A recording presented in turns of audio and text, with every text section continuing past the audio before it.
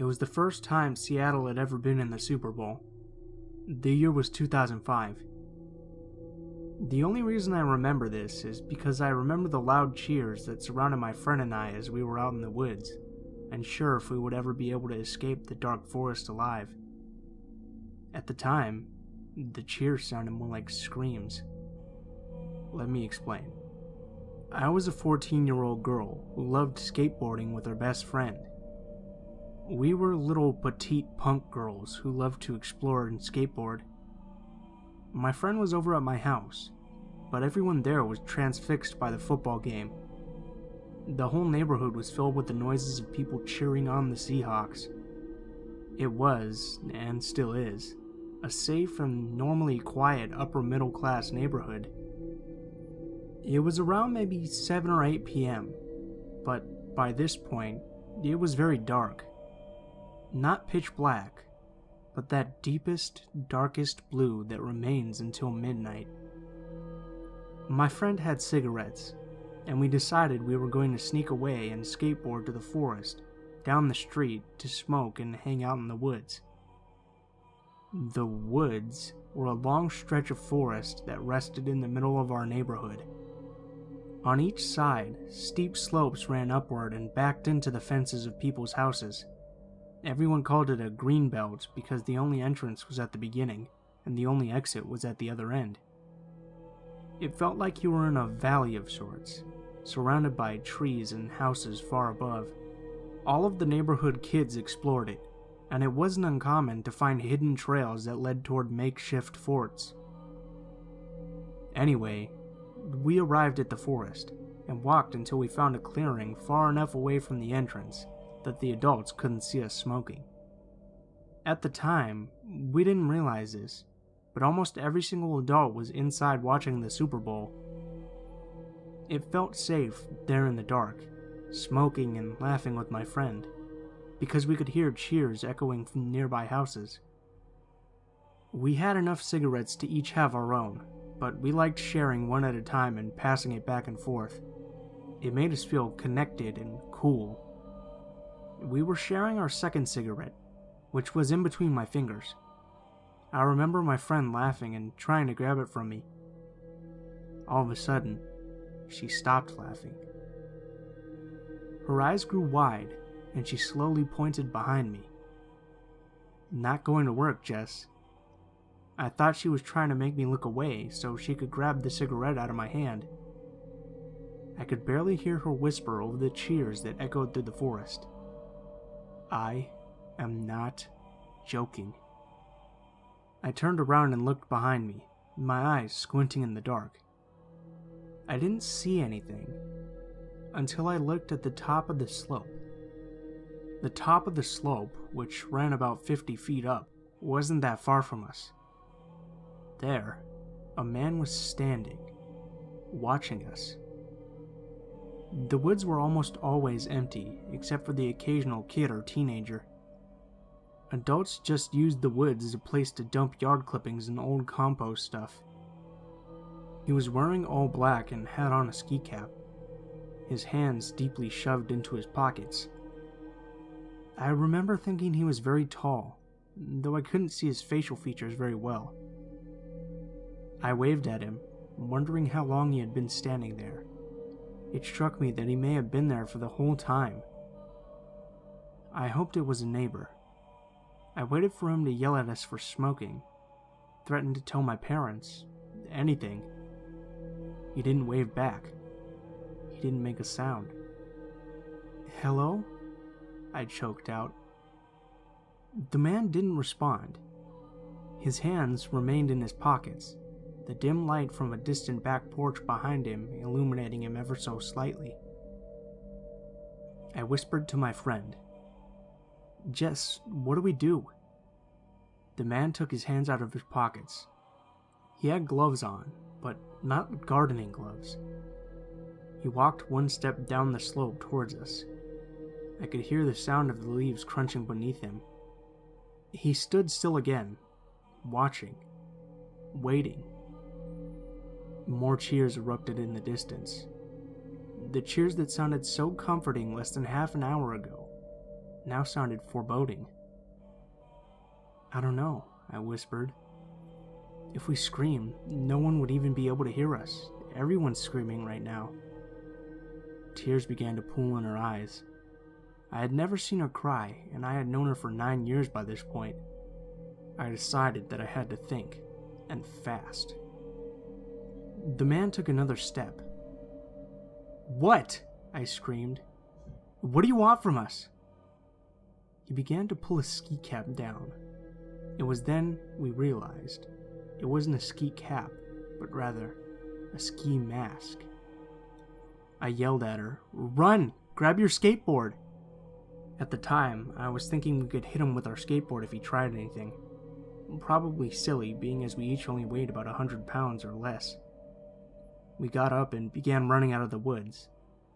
Like a horror movie, the man simply walked at a fast pace after us. I guess we weren't running very fast, because we were each holding a skateboard. Once we got out of the woods, it was all uphill toward my house. The man was a house length's distance or so behind us. His mask was pulled up again at this point.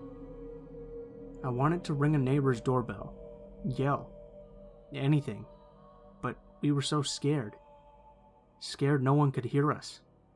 Scared that if we ran to a neighbor's house that they wouldn't be home. We ran as fast as we could up that dang hill. We were about 3 houses away from my home when the man behind us just stopped. We kept running anyway, and we made it back to my house, breathing heavily and covered in dirt from running through the forest. What exactly had just happened? "Girls, there you are!" I thought my dad was angry that we had left without asking.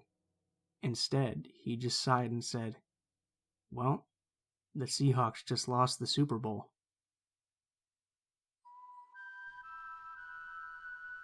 I was in 2nd grade, and it was another average Sunday filled with football parties. That Sunday might have been the Super Bowl, but I can't remember exactly. My parents were hosting a party, and hers were at one of our neighbors' parties. Both of us being little girls, we weren't very interested in sticking around for the game, or to listening to adults shove food down their throats and scream at TVs for a couple of hours. If you haven't seen an American football party or gathering, people take it like it's a religious feast and sacrament. We decided to go take a walk around the neighborhood to get a breath of fresh air with my puppy.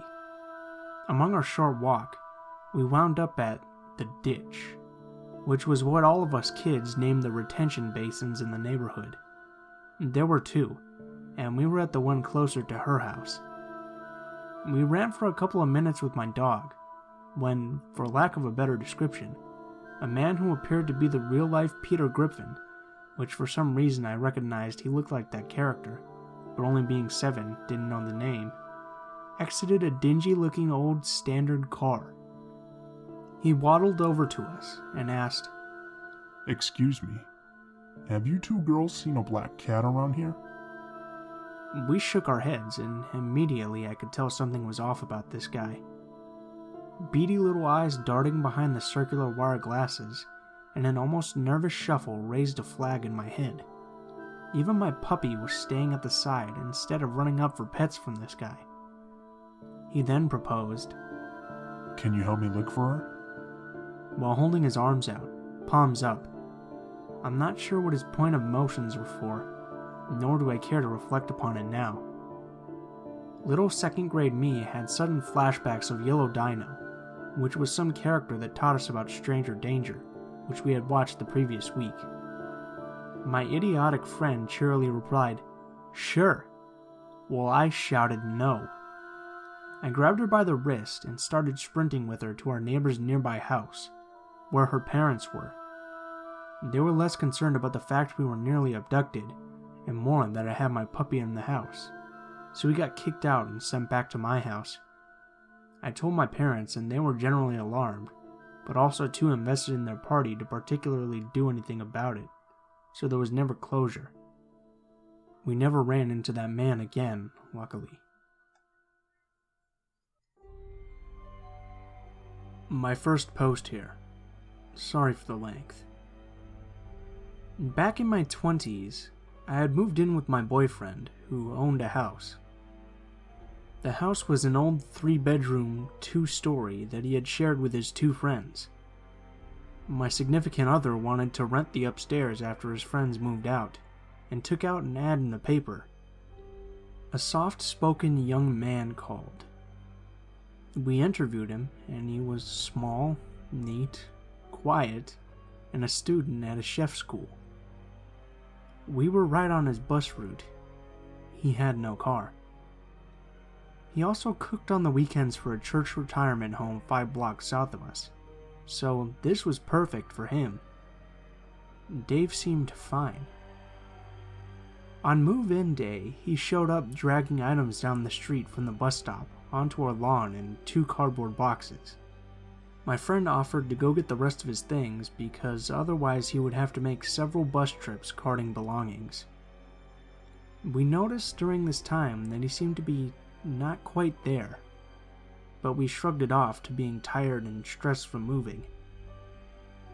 As we begin to bring his things upstairs, I noticed that most of the items appeared to be items a 10-year-old boy would have. Toys, books for that age, many notebooks and journals written in a shaky, childlike writing all across the covers, just loosely thrown in old cardboard boxes.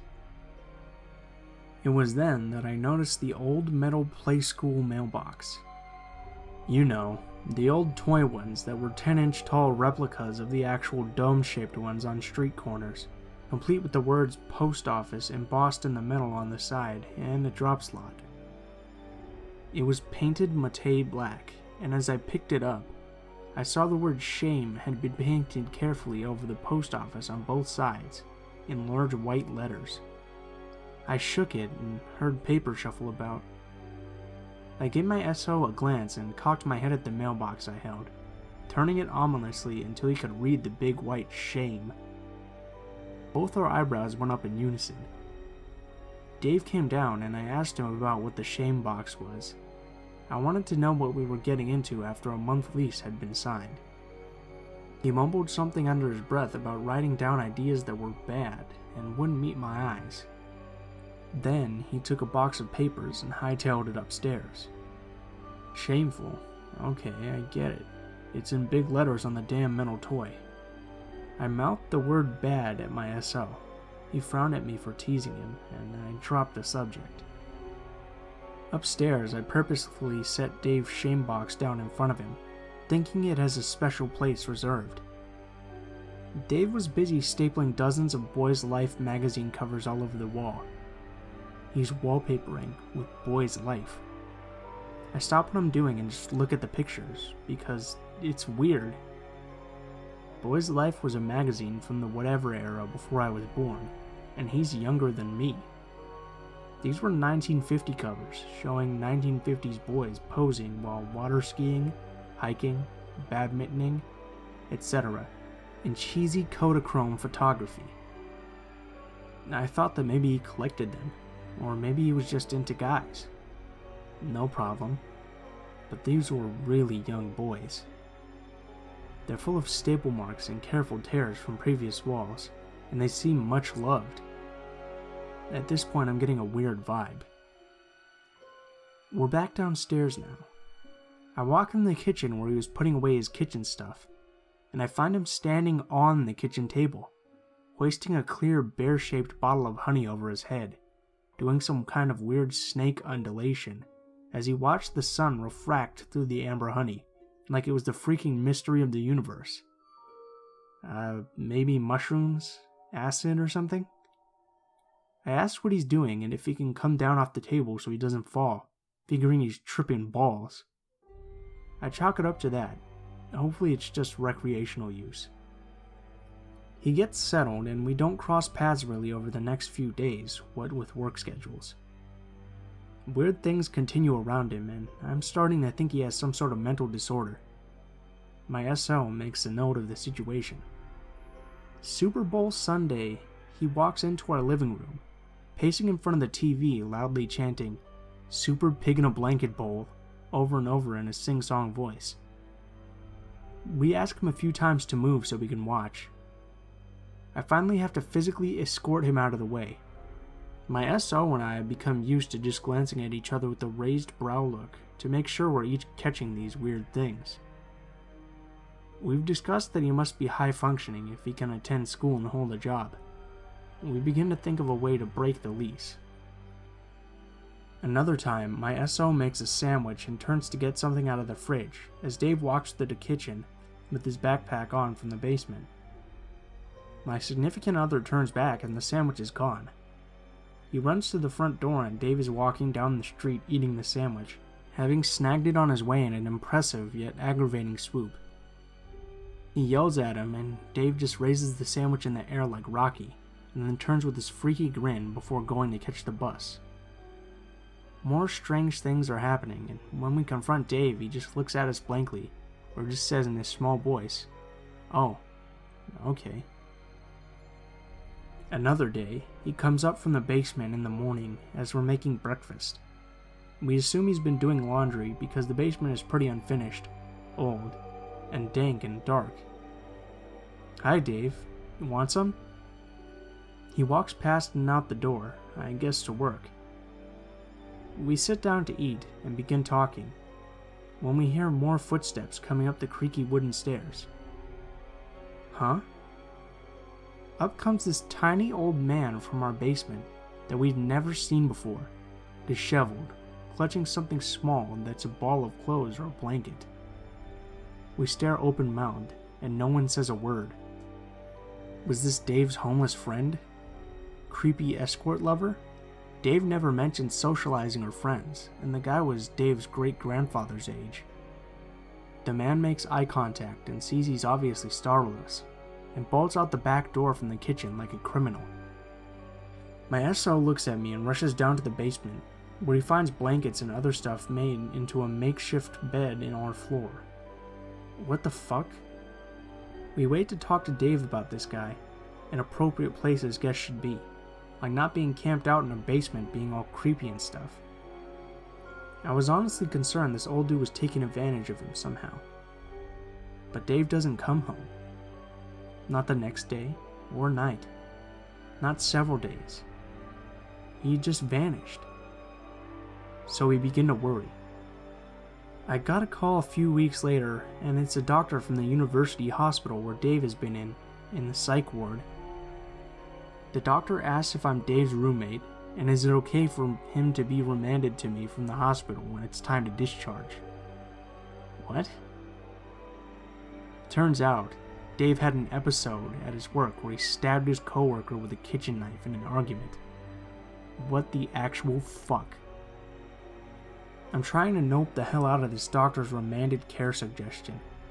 I finally tell him that we have no idea what the hell is going on and are not responsible for him and are scared to have him in our house. The doctor indicates Dave's been placed on medication that has stabilized his schizophrenia. He's under social services care and is no longer a threat. In the end, he comes home with the understanding that he has to find new arrangements immediately. We contacted the church he worked for and they put him up in a place. Last I heard of him, so yeah. We didn't rent out again after that. What's up, guys? It's Blue Spooky here, as always. I just wanted to thank you for watching to the end of the video, especially if you made it this far. We're getting pretty close to 2,000 subscribers already, and it feels like we just hit 1K like a week ago or something like that. I don't know, maybe it was a week ago. Anyways, I just wanted to thank you guys so much for the support you've been getting me.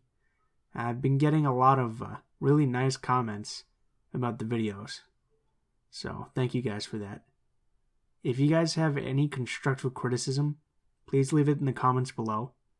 And if you have any stories that you'd like to send in, or any stories that you'd like me to read, links to my social media will be in the description, so you can go ahead and message me on those. Thank you guys so much for watching, and I hope you have a great day. Mortis Media.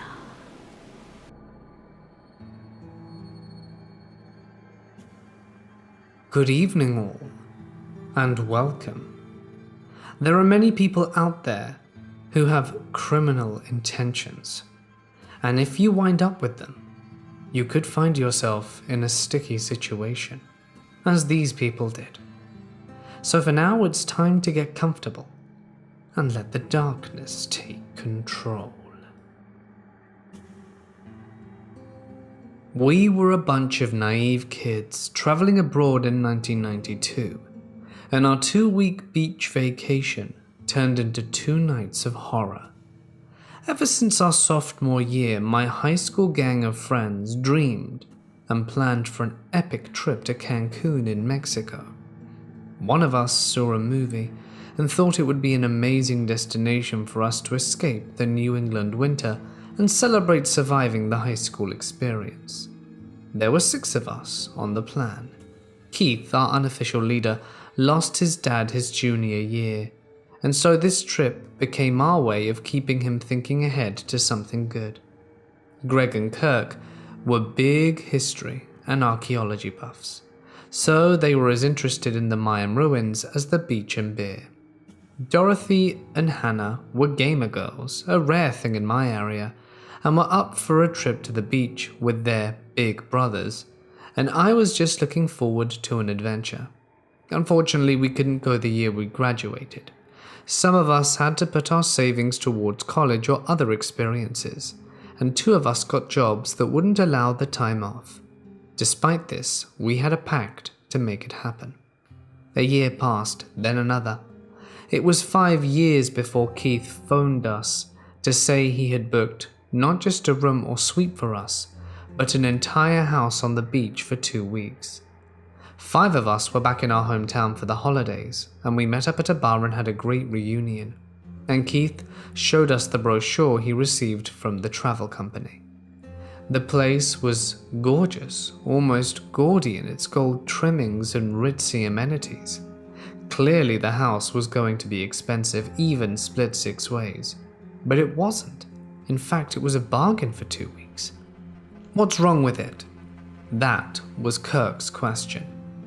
But we all were thinking it. Keith explained that it's the hurricane that swept through and had depressed the local economy.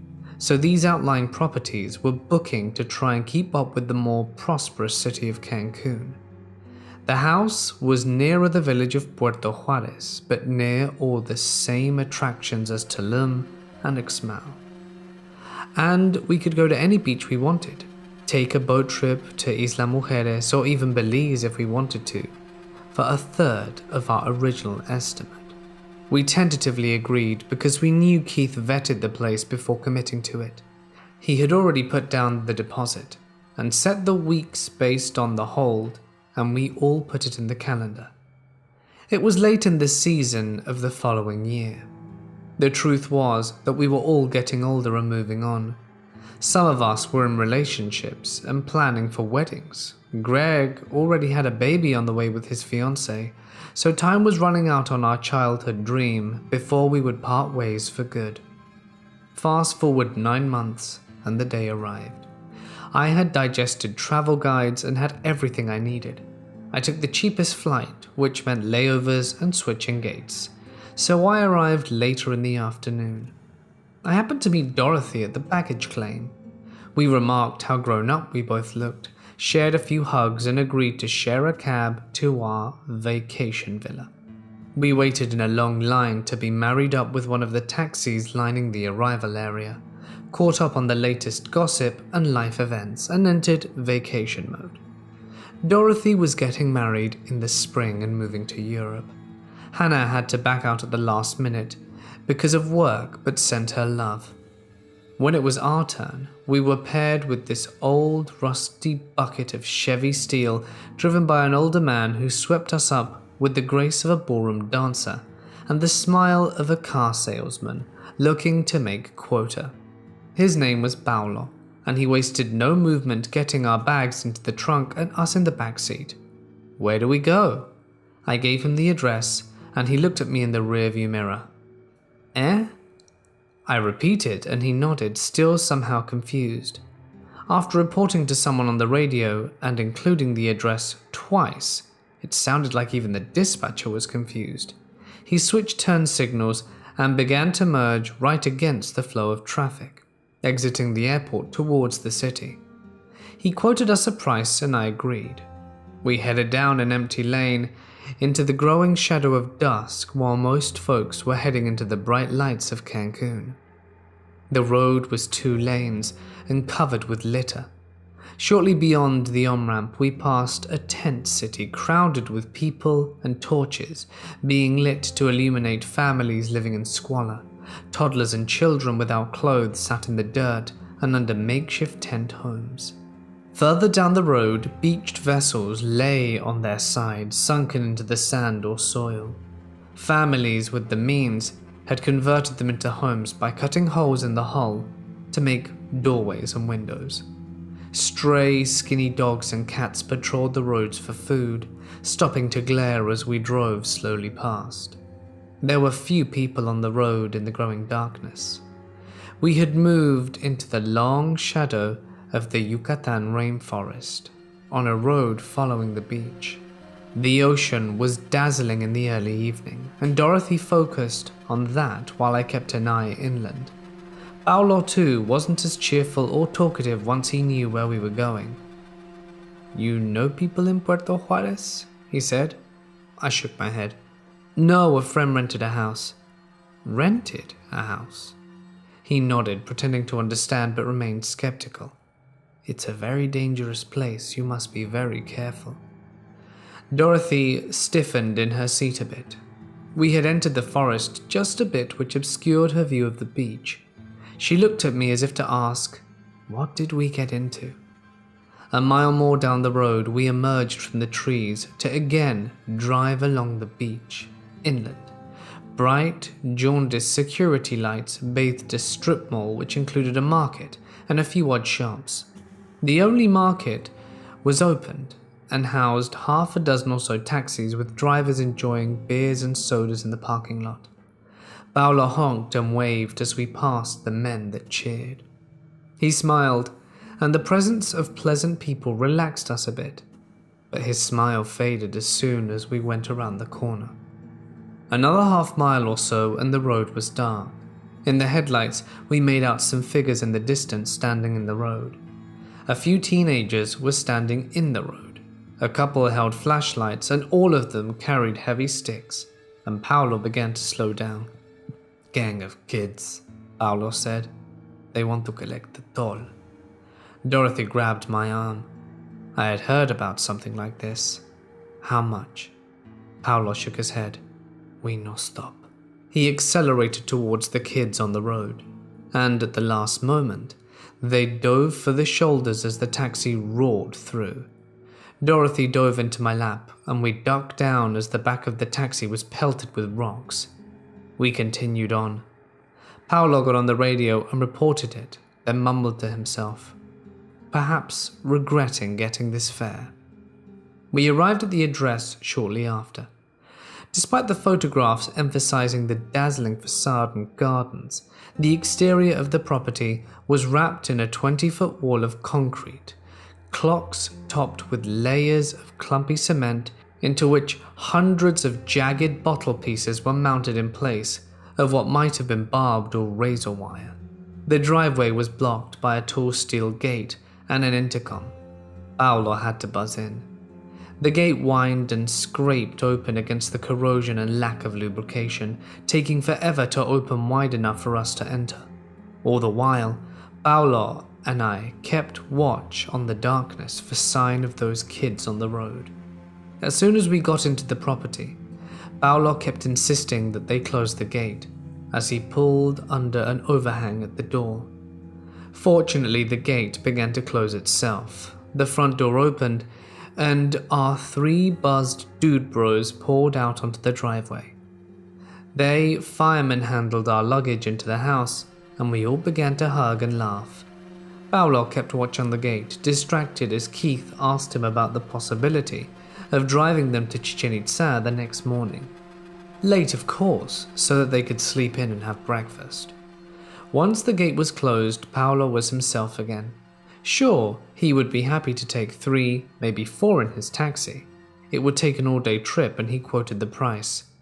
Keith agreed, and Paulo prepared to head out. "You keep the place tight so the bedbugs no bite. I come back 9 tomorrow." Keith let the warning slip over his head. It occurred to me that he, Greg, and Kirk got there during the day, so they most likely had a much more positive experience than we did. Fowler waited outside the gate to make sure it closed before driving off. I also noticed he was returning to town with a wingman in a taxi, who turned around on the road to hail him. The house had been carefully photographed to avoid capturing ugly concrete walls. Some of the walls looked to have been recently rebuilt, and the older blocks had holes in the interior that were patched up with cement. We went inside where the guys had already started playing D&D and drinking. The interior of the house exceeded the grandeur alleged by the photos. The place had a sunken living room with comfortable sofas and chairs, a spiral staircase up to the sleeping level, and a massive dining area with a chef's kitchen attached.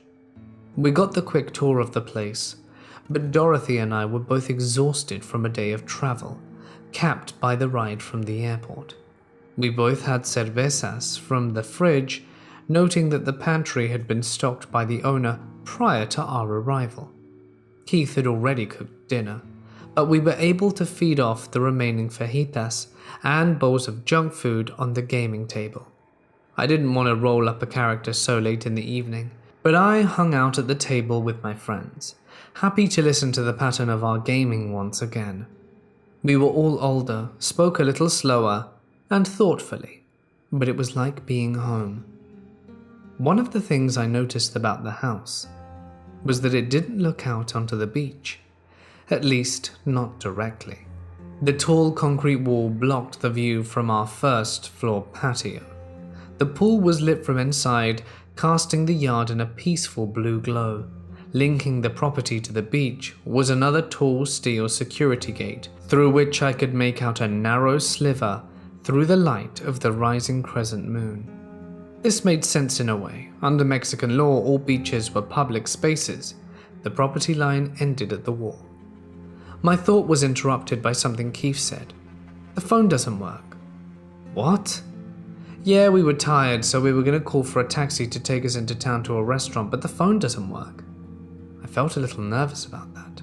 None of us had cell phones. Keith, however, didn't seem bothered. "The owner's great. He lives in Puerto Juarez. I'll get in touch with him after we get back from the pyramids tomorrow night." Dorothy and I hadn't planned to take the long trip to the pyramids. We both planned to ease into the vacation by taking a trip to the beach and getting tanned.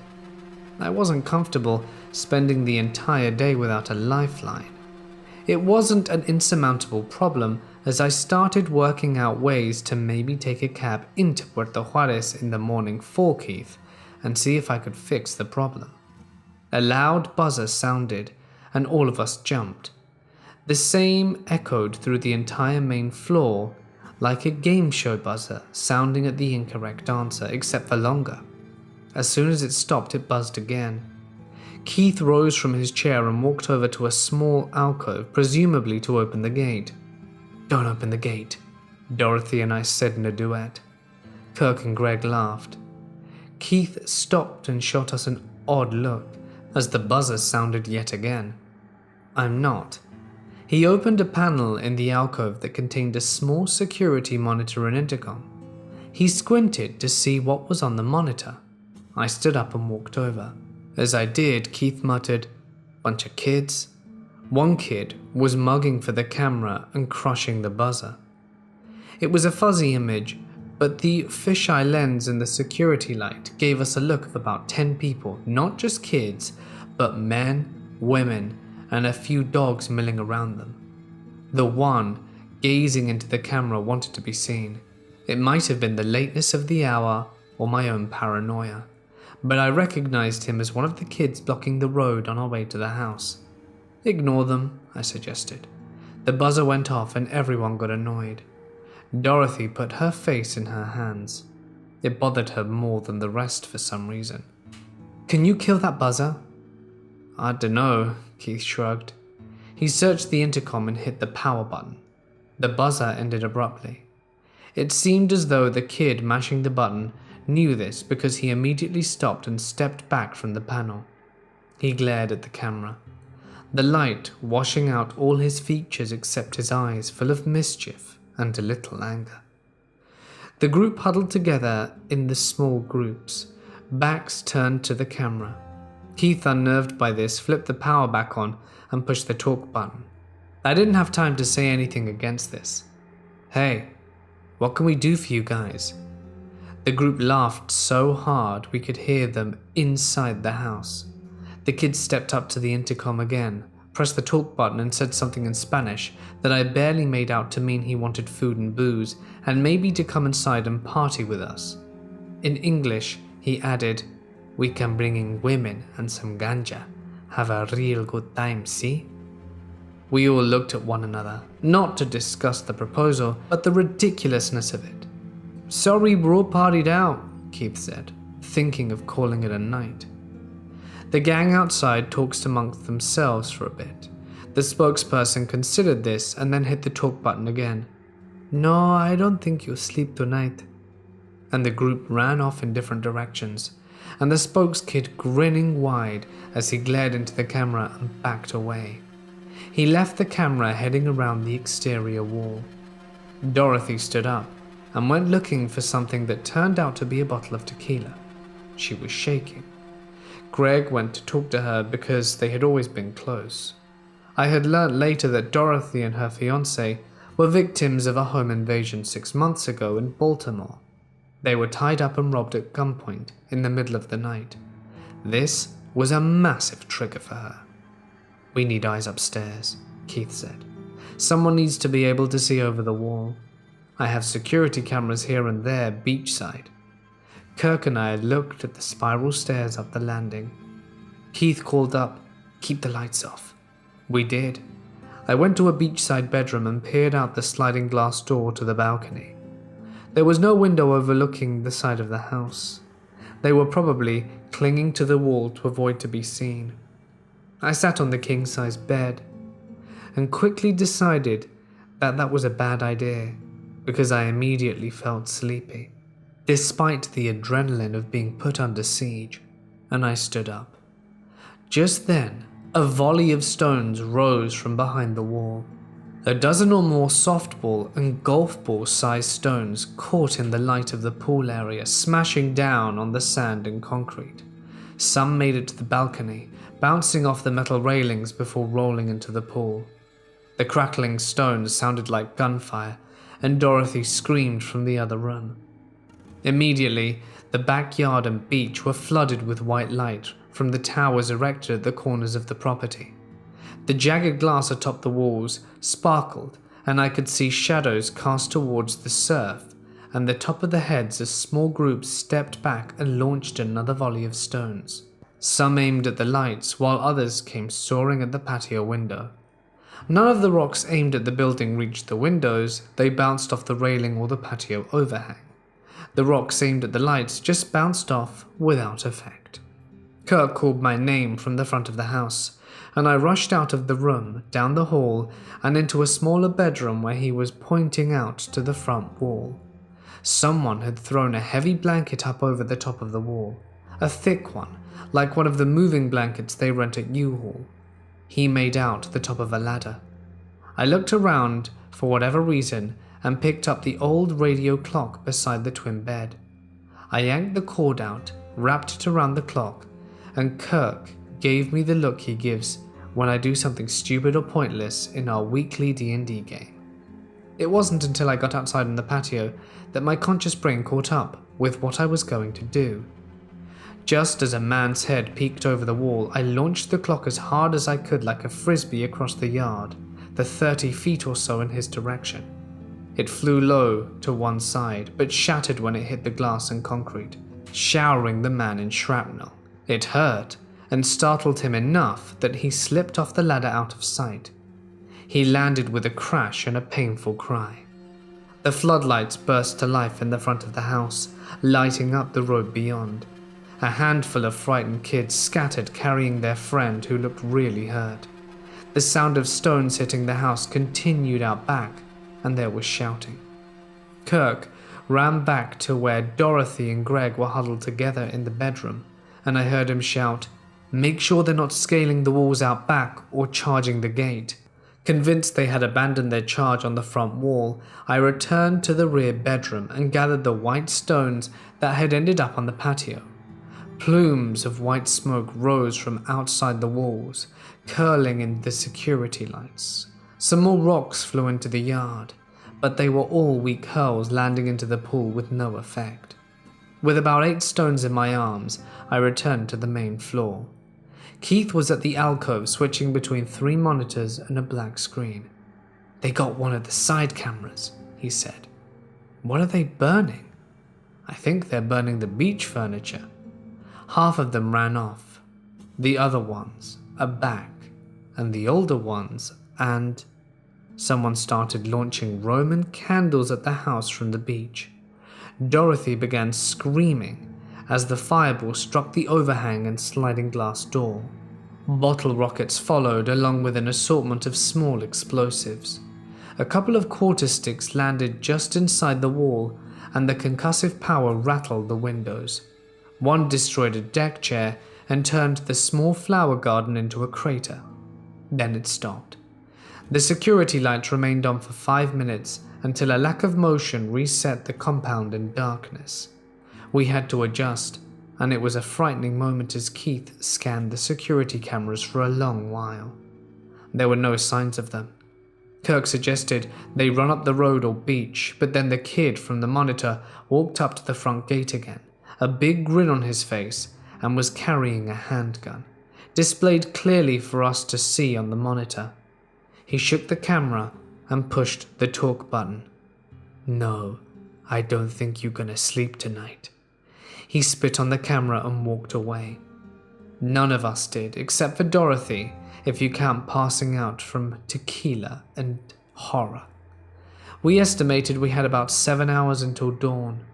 Kirk argued that everyone who came out was either asleep or celebrating their victory over the tourists back at whatever clubhouse they shared. He wasn't ready to sleep though. We sat in candlelight to get the best view outside the windows. Greg patrolled upstairs for a while and then joined us in the dining room. The doors were open and the screen shut so we could hear anyone gathering out back, but only heard the gentle roll of surf. "If they come back, the lights will go on," Greg said. "If the police drive by and see that rug on the wall, maybe they'll check in." To be honest, we hadn't seen any lights, except that of the moon and the ocean since the gang departed. It was a beautiful scene. To be honest, I tried to relax and have a few Coronas to help, but we told stories of our glory days to keep awake, and even had to shush ourselves from waking Dorothy. It was around 3 in the morning when the security light out front goes on again. We didn't have the energy to be startled, but responded immediately. I checked the security monitor. It was a couple of people there to collect the ladder and the rug. Pulling the rug down triggered the lights, and they quickly ran off back up the road into the dark. Tiny pixels of light shone in the distance as they switched on flashlights. The rest of the morning remains a fuzzy memory. I may have drifted off, and may have the others, but none of us slept. Sunrise gave us all the confidence, and Keith immediately conspired with Greg and Kirk to power nap before Paolo returned to take them on the all-day trip inland. I said we should go to the police and get the phone fixed before the 3 of them left the property in the hands of an exhausted me and already terrified Dorothy. Shortly after dawn, Dorothy came downstairs in a swimsuit, walked past us without a word and walked into the pool. She dunked herself and began fishing stones out from the bottom. I helped Keith make breakfast and things began returning to normal. Keith agreed to postpone the trip until we could file a complaint and get the phone settled. We ate and agreed to ask Paolo to put us in touch with the authorities. When the buzzer sounded again, we all jumped a little, but it was Paolo. We let him into the compound. He was dressed for comfort, ripped jean shorts and an old golf shirt with sandals. We explained the night before and he didn't seem surprised, except for the part about the phone being out. He walked with Keith around the side and confirmed his suspicion that the line had been cut outside the wall. The line could be fixed, but just as easily be cut again.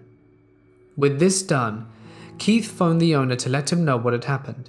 According to Keith, he feigned concern and promised to use his connections in Cancun and Puerto Juarez to increase police patrols the next night and hand over the security tape to the officers who would come and investigate.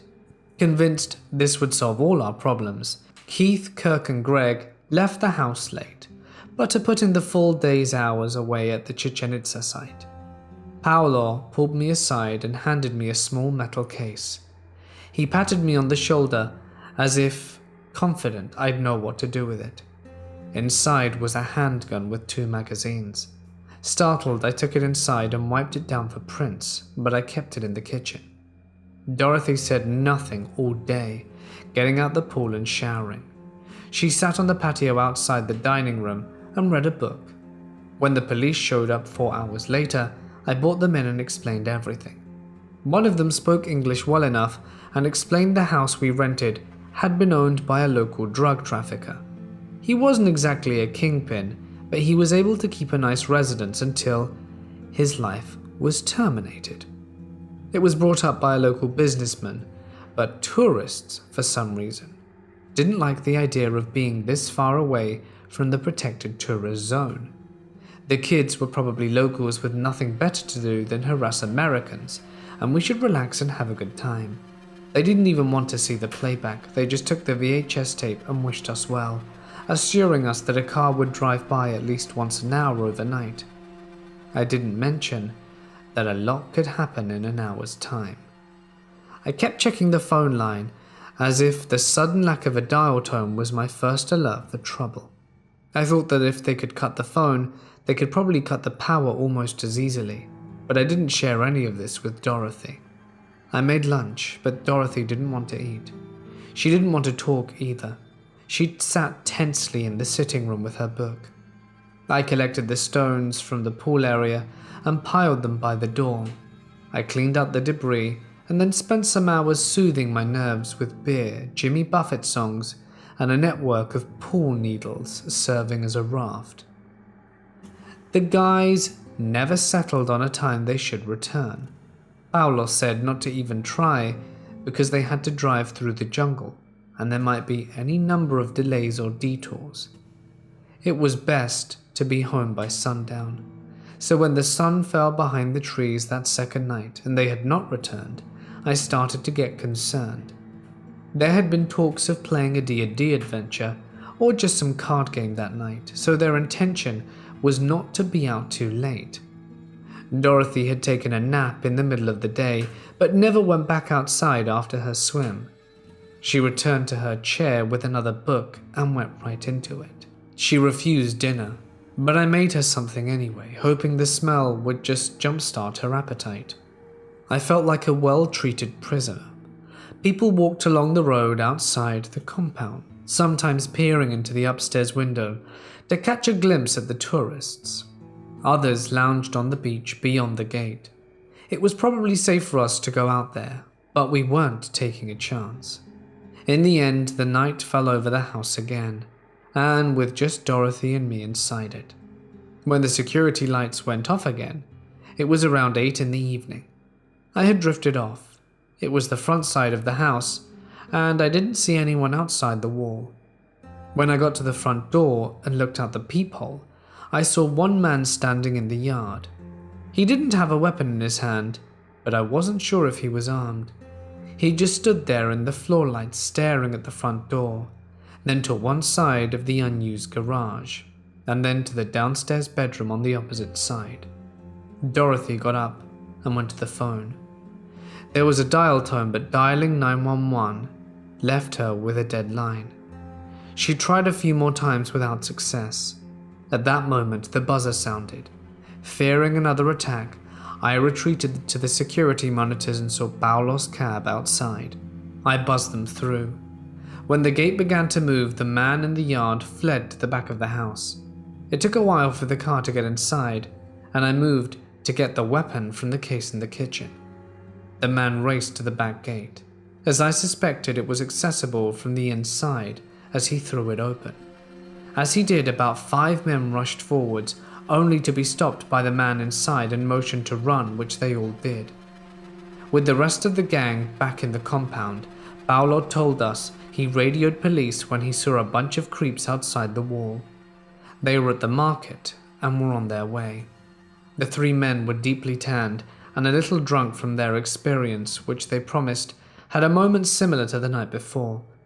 Soon after, the police arrived outside the compound and they interviewed Paolo and the rest of us. They had Polaroids of the people they caught near the marketplace and took our word when we positively identified them as the man in the yard and the others trying to get in. It was all they needed to not only arrest them, but to round up the other kids that harassed us the previous night. Settling in, I returned the weapon to Paolo, but he offered to sell it to me for $50. I can't say if I took him up on it or not, but the rest of us felt a lot safer for the remaining 12 days of our trip. We even took to the beach as a group. It took a while, but Dorothy began to settle in. After 3 nights of no issues, we all slept through the night and had the adventures we'd been dreaming of for 8 years. I've had a few frightening encounters over the span of my life, but nothing quite as intense as one that took place on a night during my senior year of high school. I had been managing the latest in a series of successive breakups with my high school sweetheart, and I was looking for any reason I could find not to sequester myself into my computer room as I so often did. My friend Mia, who lived in a neighboring community, had invited me over to her place to hang out with her and her brother. I was a socially awkward teenager, and Mia being a fairly recent acquaintance, I accepted on the condition that I could bring along a frequent companion of mine, Robert. He was always prepared to hang out, and I could confirm his presence there before even asking him. She was hesitant of bringing another person round, but when I promised her we'd set off some of Robert's fireworks, she agreed. Mia had conditions of her own, stressing the importance of calling her to come pick us up as soon as we arrived at the transit station. I thought it was a bit of an odd request. I had been to Mia's house before, and it was only a short walk from the station. I didn't think to ask her why, as I was just pleased to be going anywhere. "Oh, and you have to bring your fireworks," I told Robert. After grumbling, he gathered up the small cachet that he had stashed under his bed and we headed out. Robert and I arrived at the station around 11, and I did as Mia had instructed. Not expecting an invite that late in the evening, my cell phone was left uncharged, with enough juice to let Mia know that we had arrived. As Robert and I whiled away the time singing 80s tunes in an off-key rhythm, a black SUV with tinted windows came streaming into the parking area next to the station, swerving wildly and honking before it shot off into the suburban community we were heading towards. Mia arrived shortly after, and we made our way towards the schoolyard. Robert was still a bit prickly about wasting the last of his fireworks, which was fairly uncharacteristic of him, as he presented himself as one of the most habitually apathetic people I had ever met up until that point. We had set off a handful of fireworks. A few of them were duds, but most of them did what they were designed for, attracting attention. Another black SUV came barreling down the road by the school a few minutes later. This one had a collection of balloons tied to the interior of the car that flew out a rearview window, battering against one another as the SUV came to a sudden halt. Mia's face held a look of knowing concern that I didn't entirely understand. "I'll be right back," she told us. I held my breath from a distance as I witnessed a figure hop out of the passenger seat of the SUV and approach Mia. I let out a heavy sigh of relief, as their greeting, while out of earshot, was warm. There was a rapport and friendliness not commonly reserved for foreboding strangers you meet, with the hour creeping closer to midnight, and the lights in the surrounding homes growing increasingly scarce. Mia was the type of gal you couldn't help but like. She was bright, funny, talented, and never did much to offend anyone. She treated everyone on equal terms, and a natural byproduct of this is collecting friends of every high school archetype. Some of those archetypes were one of the ones I was all too familiar with: the jocks, bullies, and bad seeds, the latter of which her district high school had a notorious reputation for. By that point in my life, I was already content with the knowledge that the flaring tempers between most individuals of every identifiable clique would simmer with age. But there would always be the select few that never quite got over the thrill of illicit dealings and physical violence. Their behavior would escalate, and they'd step into the criminal lifestyle at a young adult, where their actions became less excusable. I was and still am a tiny male at 28 years old, never growing beyond 5'4", and an easy target for such a person. I had the reputation for being a mischievous but laid-back slacker who could take a punch but couldn't throw one, and I relied on the former trait to diffuse tension between situations outside my tribe. It didn't always work, but it allowed me to skate by relatively unharmed for most of my high school career. Mia embraced the stranger in a hug before they parted ways. The stranger got back into the SUV and peeled off. When she returned, I asked her what that was all about. That was a friend of mine from St. Francis High. They're out celebrating his buddy's 18th birthday and driving around and beating the crap out of people walking by themselves. You're alright if you're with me, but I think we should probably head back to my place. Fine by me. I'd rather not be party to some kid's twisted adulthood initiation rites as he proves his machismo to his buddies while they take turns packing my face in. We arrived to Mia's house, but the mood had turned pretty sour and contemplative as we sat with very little to discuss aside from the obvious. We got about 20 minutes into a movie before Mia's father walked in. Mia, it's 12. Time to say goodnight to your friends. Mia explained the situation, but being an honest student with overly invested parents can sometimes mean bearing the burden of strict rules. One, being in bed by 12. The other, no safe harboring for teenaged boys overnight. Christ, what had we gotten ourselves into? Mia told us that there were 4 of the SUVs driving around. She asked us to be safe before saying goodbye and locking the door behind her. Robert and I slowly walked off the porch and into the cul-de-sac. A disappointing evening, but it happens. I took my cell phone from my pocket to trouble my best friend for a ride, but had forgotten that I didn't charge it earlier and the battery had since died. Robert didn't bother to carry a cell phone with him and communicated with the few people he did hang out with over MSN Messenger. We took inventory of what we had left with us before taking off towards the transit station. My pockets were virtually empty, save for my wallet. Robert had a single remaining firework in his possession, along with his Zippo lighter. There was a house down the street that I recalled was being renovated, with one of those industrial-shaped disposal bins out front. I leapt inside, and re-emerged hefting a 2x4 with a few nails bent into it. Robert laughed at the visual. Call me Buford Pusser Jr.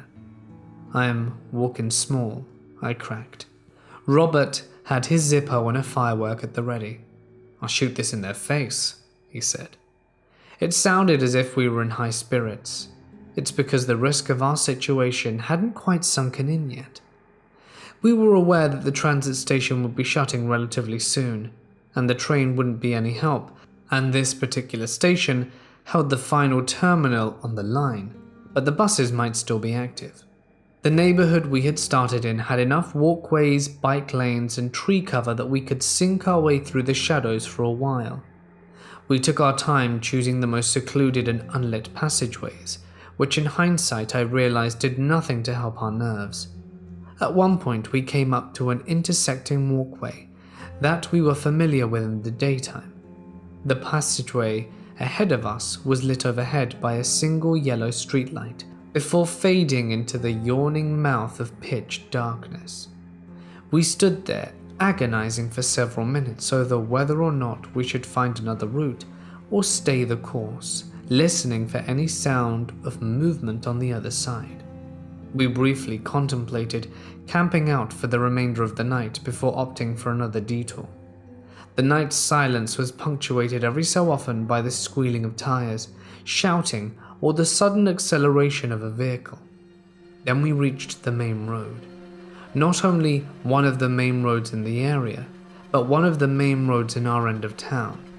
From there on there was little cover, nothing but houses, buildings, and a large empty parking lot, all illuminated by streetlights that, at that moment, felt more like the halogen floodlights they shine on escaped prisoners as they rush across the yard to freedom. There was little traffic at this point in the night, so if one of the SUVs did come down the road, we would not go unnoticed, and there'd be virtually nothing to stop them from doing what they were intending to do. We listened for any sign of obnoxious motors revving before we took off across the road and into the parking lot. Less than a minute later, we arrived at the transit station. We quickly checked the posted bus times, but as indicated by the digital clock outside, all the buses had made their final run. We hopped into the shelter in the train terminal, but the doors had already been locked. We'd have to stick to the main road until we made it to the bus trap. The bus trap was our safe haven. What's unique to this bus trap is that it was right under a tightly constructed underpass that divides one community from another. After years of drivers still risking the odds to make their trip shorter, the underpass had been fitted with added precautions, cement blockades, and a metal gate that only opened for buses. This would increase our chances of making a clean getaway if the birthday boy and his pals sped towards us. Robert and I flinched to every distant sound, unaware of whether it was an ordinary motorist on their way home after a late evening, or the assailants we were so concerned with running into. We began to think that maybe we were overreacting. There was a good chance that someone had already phoned the police on them, and they had taken off to another area to avoid detection. Maybe they'd gone home, or better yet, gotten arrested. We let our guard slip as we reached our old junior high, starting to think that the worst case scenario we were preparing for was already behind us. That I was carrying a cumbersome piece of wood only looked like a jackass, that Robert was still armed with a firework and his Zippo for nothing. This is where I remember the set of walkways leading straight through the community towards an elementary school which was right by the bus trap. I had walked it plenty of times before, and with the streetlights spaced out every 60 feet, we'd see them from a mile away, but they'd see us too. What we were greeted with instead were long expanses of burnt-out streetlight, another sparsely lit tunnel of shadows, and nightmares. We started down the path, because what other choice did we really have? Robert flicked his Zippo open as much as he could, still careful to conserve his lighter fluid in case of an actual confrontation. The walk didn't last long. The oversensitive backlight porches helped to fill in dark points, but there reached a point where it was getting too dark, where you couldn't see your hand in front of your face, and the accompanying sound of snapping twigs and branches was enough to signify that we might want to just get the hell out of there. We stood paralyzed for a moment, imagining the birthday boy and his friends waiting behind the shadow to pummel us. Though, sensing it had just been an animal, we returned to the quieter neighborhood areas. There may be more room for us to be seen, but less risk of getting cornered. We quickly made our way along unfamiliar streets and joined up with the final walkway to see it. The elementary school, and in the distance, the bus trap. We were so relieved to see safety in our sights, walking at a relaxed pace and feeling foolish for turning a 20-minute walk into an hour-long ordeal. We passed through the elementary school grounds and began walking the fully lit streets down the bus trap, when a black SUV came whipping around the corner on the left-hand side nearest the bus trap, balloons from the rear window streaking backwards from the velocity as the vehicle accelerated. There's no way they didn't see us. Crap! I shouted at Robert as we doubled back towards the elementary school and rounded the corner. We both had to think fast, as the road they were on was only a 15-second drive, at the speed they were doing. We ran down the street along the elementary school but found no cover. I heard the engine grow closer to us within seconds of turning into the street. We were out of time, and I pointed to the only cover I could find, a side yard fence. No accompanying front fence, no attaching hedge, nothing. Robert and I lied down on the grass against the fence, long like boards and stiff as corpses, our respective weapons at the ready. I have never felt my heart pump as hard as it was at that moment, tightly gripping the 2x4 while I watched Robert position the firework and unclap the Zippo. As if this was going to do anything, we really were chumps. The SUV slowed to a roll as it turned the corner, the headlights reaching down the road as they were searching for us. Convinced they wouldn't find us in the car, they parked. They parked at the edge of the property, right next to us. The headlights of the SUV were peeking out just beyond the fence. We were beyond screwed. 4 doors popped open, and within a few seconds, each to each other, feet kicking up gravel as the birthday gang murmured to one another and began to search for us. I noted at least 4 sets of footsteps and a couple of indistinct voices. We were definitely outnumbered. My mind flashed through all the numerous times I'd been pushed about at school, laughing good-naturedly as I refused to fight back in futility. I knew everyone who did this to me, and this humanized me to them enough that they never pushed it too far. These people didn't know me. They weren't aware of the bullshit persona I assumed. The odd guy who was alright with pain. They didn't know I pretended to think I was funny. These guys wanted to hurt me. They wanted to hurt me and my friend. This is it, I thought. This is the moment you quit being such a coward and you earn your own respect. I gripped the 2x4 tightly enough to dig tiny wooden splinters into my hand, and just listened to my heart thump as my blood boiled with whatever rage I could summon.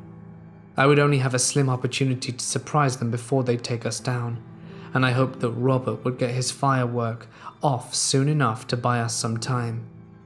If I was only getting in one strike, I was going to make sure it connected.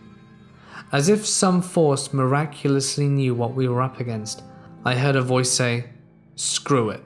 A few seconds later, the car doors slammed shut. The SUV backed up, pulled a U-turn and drove off.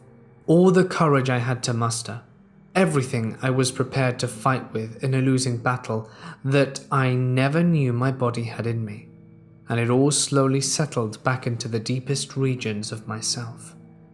Robert and I walked the quiet back route to the bus trap. We arrived at the underpass and casually walked through it. We both took a moment to look back into the other community that we had spent so much of our time in without issue, now in recognition of what we just had narrowly avoided. It felt like the type of thing a person should do. I wish I could say this near brush had some transformative effect on me, that it forced me to re-examine my passive tendencies and open up a new chapter in my life where I stopped letting myself be treated like everyone else's ragdoll. It didn't, not necessarily. My one takeaway from this experience was, despite my many previous assumptions about my fight or flight response, it proved that in a rare moment when I'm backed into a corner, I'll be prepared to stand my ground. Until then, birthday gang, let's not meet again. This happened at the last house my mother's sister and I were renting in. The house had changed hands every year or so, and it belonged to a renting company rather than a regular landlord, so we didn't have any information about the previous residents of the place. But it was in a decent neighborhood, so we didn't think it necessary to check. About 8 months after moving in, last January, I was playing video games in the office on a Saturday night, at around midnight or so, when I was startled by an aggressively loud banging on the front door. The rapping was so hard it sounded like the door would fly off at its hinges, and it echoed through the entire house, loud enough that my mother could hear it in her room with the door closed and with music on. Now, we all know that it's never a good thing when someone bangs on your door that hard in the middle of the night, but that didn't stop my mother from racing downstairs and beating me to the door to see what the hell was happening, and answered it by pulling the blinds from the windows next to the door, revealing a man who looked to be in his mid-20s standing very close to it. When she asked him what was going on, he replied he was looking for someone named Jamal. Nobody knew a guy with that name, so she told them nobody was there. The guy kept persisting, and my mother continued to insist that the person they were looking for didn't live here. After a few minutes, my mother would later tell me that there was another guy who appeared from the left coming around from the side of the house, where some windows were, and it became very clear he was checking for Jamal, in case my mother was lying or something. Thankfully, they eventually left. The next morning, I took out our car to drive to work, and noticed it wasn't driving right, as I was sliding all around the lane. I didn't pay it too much mind, however, because it snowed a few days prior and there was still ice on the road in some places, so I assumed there was a lot of black ice. It wasn't until someone in the parking lot of the store I worked at flagged me down and told me 2 of my tires were losing air and flatting out. I carefully drove back home and told my mother what happened with the tires, and it finally clicked. The angry knocking at midnight, the aggressive demanding for a guy we didn't know, the guy scouting around the side of the house, likely looking in windows. They slashed all our tires, which meant they were likely armed. The thought of them not believing us and breaking in still haunts me to this day, because we wouldn't have had a way to fight back if they chose to keep looking. It's the first time I've ever felt completely helpless. A few weeks later, we got a package for someone who was a previous tenant, and a guy came looking for it, after assuming it was delivered to their old residence. Turns out, the guy was Jamal's older brother. We told him what happened, and he seemed completely blindsided by the information, as if that was the first time he'd learnt that his little brother may be involved in the wrong crowd. I don't know what happened afterwards, but hopefully the revelation led to Jamal getting help. We also got some free tires out the deal, so it wasn't a total loss, but I'd rather not see those 2 guys ever again, especially in the middle of the night. My family is from Hungary. We are currently residing in Brazil, Rio de Janeiro. Here crime is crazy high. I remember that Mike Pondsmith once called Rio the most cyberpunk city in the world, because he read about these cases where police were fighting some cartel that used rocket launchers against them. I live in a pretty expensive neighborhood, but I can hear someone shooting, be it pistols, revolver, or rifle, every day. I've been in a war before, and here it's very similar. The police climb up the slums and leave the perished ones on the streets. The cartels burn people alive and so on. That's pretty much a lightweight situation in the city. There are many more aspects which I could touch that aren't pertinent to our story. Even though we dress fairly simply, speak Portuguese with no accent, and don't go walking around, one look at me or my father and you know we're foreigners. So there was this one time, he was driving a company car alone, going to the docks to take a look at some containers with equipment that the company shipped to Brazil because of some big negotiation. When I say father dressed simply, I mean really simply. A short-sleeved shirt, linen pants and shoes, and an old watch that belonged to my grandfather. And that's it. No fancy suits or anything when it wasn't strictly necessary. It just so happened he was driving in a dangerous area. Too many trees and all. He fell for the oldest trick in the book. A boy of 12 or 13 in the middle of the street lying down. No space to turn, so he stopped. That's when 5 thugs came out of the bushes with guns. I sincerely doubt it was a real pistol the way he described them. They looked more like greenhorns in the business than anything else. Everyone was nervous when they came into the car. They looked into the glove compartment and found nothing, and told my father to drive to the bank. They all entered the bank with my father and made him empty something like 1,000 euros, which is money considering we aren't rich. No idea why the guards didn't do anything, but thinking better, perhaps it was for the best. If that pistol really was a pistol, that would have turned into a standoff with the police, and a hostage situation in Rio usually turns into showdowns. They made him drive to a slum and took the car. Father was lucky, unscathed, other than a bruise that the gun dude made by whipping his head. Moral of the story? Father went to the police and explained the situation. Police have some kind of veneration for foreigners, and he was wounded. The bank refunded the money, and from the 6, as far as I know, they didn't enjoy it for very long. Police got 4 of them, including Pistol Dude and the boy, as they weren't able to scrap the car for parts. They had to burn it. 1 was wounded and apprehended, but passed away like the other 4. He was a minor, as were 2 others of the fallen. Another regular day in Rio, sadly. Rewind this time to the year 2002. I was in a residential nationwide high school, which is in Washington, D.C. And everyone knows that D.C., or any other major city, can be dangerous. I was invited to visit one of my friends' home for spring break. I met with some local students, and they were all cute. They invited me on a night out with them, and one of the boys borrowed his mum's van, wanting to go cruising around Phoenix to show me the sights. I was the only girl in the group of boys. There were 9 of us hunkered down in an old Dodge white van. One of the guys had a brilliant idea of doing drive-by egg throws, so they bought eggs and kept the van door open as they tossed eggs at pedestrians. This wasn't what got us into trouble. After all of our dozen eggs were tossed, we shut the van door and were getting ready to go home. This is when it hit the fan. I was sitting in the back of the van. We were at a red light. Then a silver Honda Accord pulled alongside us, and I saw 2 men in the car. They kept looking at us. Immediately, one of them rolled down the window and actually showed us his firearm, and was saying something that I couldn't understand. The light turned green. The boy driving his mother's white Dodge van tried unsuccessfully to dart ahead or even dodge, and that wasn't happening with 9 school students in a van. We were chased by the silver Honda Accord.